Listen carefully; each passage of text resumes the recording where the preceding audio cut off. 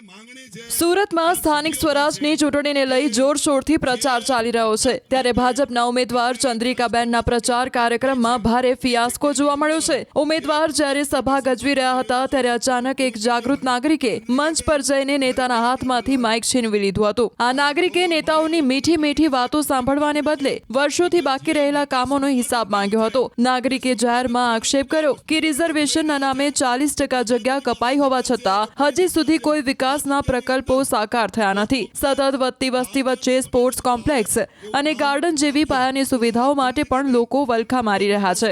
નવાઈની વાત તો એ છે કે જ્યારે જાગૃત નાગરિકે આ કામો પૂરા કરવાનું જાહેરમાં વચન માંગ્યું ત્યારે ઉમેદવાર ચંદ્રિકાબેન પોતાની ખુરશી પરથી ઊભા થવાની તસ્દી પણ ન લીધી। ઉમેદવારના મૌન અને ઠંડા પ્રતિસાદથી સભામાં હાજર લોકોમાં ભારે રોષ જોવા મળ્યો હતો। હવે સવાલ એ ઉઠે છે કે શું નેતાઓ માત્ર વોટ લેવા જ જનતા પાસે આવશે? મારી માંગણી છે આ સભ્યો પાસે કે જે પ્રકલ્પ માટે આપણે 40% જગ્યા કપાત થઈ છે એ જગ્યાની અંદર જે પ્રકલ્પ માટે સંપાદન થયેલું છે સંપાદન પૂરું કરજો ભાઈ। ચંદ્રિકાબેન ભાઈ ક્યાં ગયા બલર?